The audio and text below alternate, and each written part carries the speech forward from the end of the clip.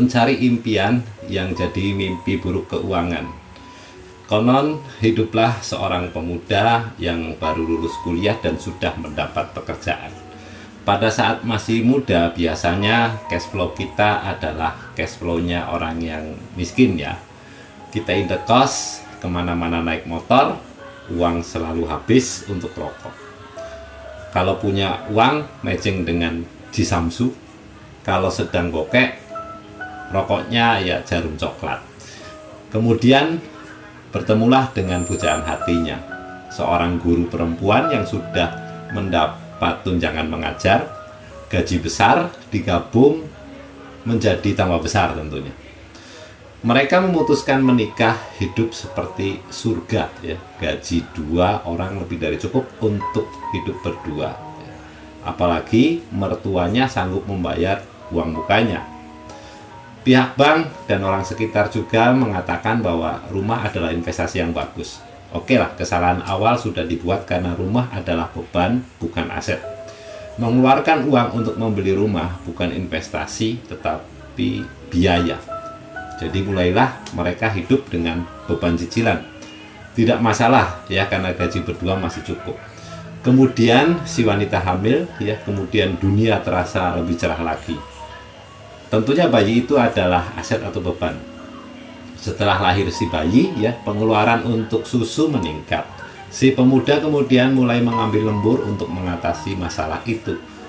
Kemudian lahir bayi kedua. Diputuskan istri mengambil S2 ya, supaya bisa jadi kepala sekolah. Setelah jadi kepala sekolah tentu tunjangan meningkat. Malu kalau tidak pakai mobil tentunya. Mulailah mencicil mobil. Beban bertambah berat. Si pemuda kemudian tentunya melamar pekerjaan baru untuk mendapatkan gaji agar naik 2 kali lipat. Tentunya dengan gaji sebesar itu ya, rumah akan terasa menjadi sempit. Akhirnya mereka memutuskan untuk pindah ke rumah yang lebih besar. Akad kredit diperbarui ya, rumah yang lebih besar butuh listrik yang lebih besar pula. Perabotan tentunya lebih banyak. Anak-anak juga butuh perawat ya untuk menambah kegiatan di rumah. Lama-lama terasa uang tidak cukup lagi untuk cicilan ya, perawatan rumah, gaji pembantu dan pengeluaran lain.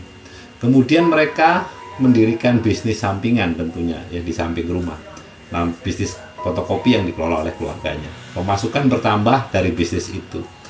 Rasanya butuh mobil kedua ya, supaya masing-masing bisa naik mobil sendiri. Rumah juga diperluas, akhirnya pemasukan pas lagi dengan pengeluaran ya, terkadang malah kurang ya, sehingga harus buka kredit baru. Stres meningkat, tentunya sendok jatuh pun bisa jadi bahan pertengkaran. Aki mobil rusak sudah bisa jadi bahan saling menyalahkan karena pas belum ada uang untuk membelinya. Semakin hari hidup semakin seperti neraka.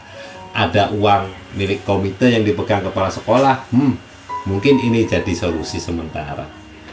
Ya, kebutuhan terus-menerus bertambah. Cash flow-nya kadang ke kelas menengah, tapi lebih sering ke cash flow orang miskin. Uang seperti lewat ya, begitu saja, persis seperti mengisi ember bocor. Mereka seperti lari di atas treadmill ya, yang disebut dengan hedonic.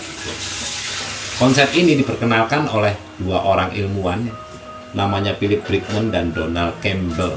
Inti dari konsep hedonic ini adalah hedonic adaptation.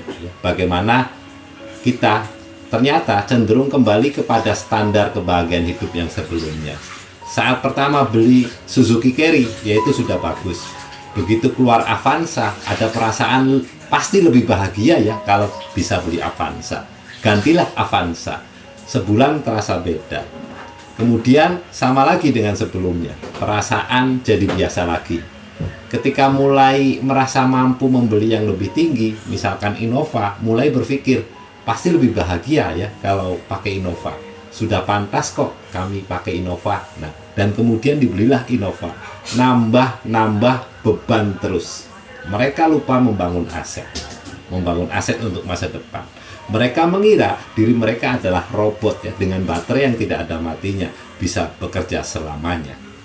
Tentunya dari pelajaran itu semua bisa memberikan gambaran buat kita semua untuk memperbaiki masa depan keuangan kita. Jika video ini bermanfaat, jangan lupa untuk bagikan dan share ke teman-teman. karena berbagi itu gratis.